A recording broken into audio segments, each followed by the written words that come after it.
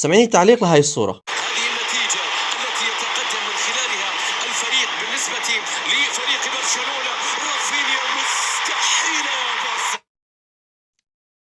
ما في داعي تسامعيني إياها مرة ثانية. تمام، أعطيني الأسئلة. طرفي المباراة. كلاسيكو برشلونة ريال مدريد. صح. اللاعب يلي سجل الهدف. رافينيا، هو كان عم يحكي رافينيا. صاحب الأساس. هلا هاد أتوقع لامين يامال. لا. المباراة بأي بطولة؟ هلا هاي قنوات السي اس سي السعودية، نهائي السوبر غالبا، السوبر الإسباني. صح. نتيجة المباراة. نتيجة المباراة بالكامل 5-2. أتوقع الجول الثاني كان 2-1. لا. دقيقة الهدف. راح أعطيكي خيارات: 28 29 30 31. لا. 35. لا. رجل المباراة. رافينيا. 4 من أصل 7 خسرت. لا والله كان جول حلو سهل.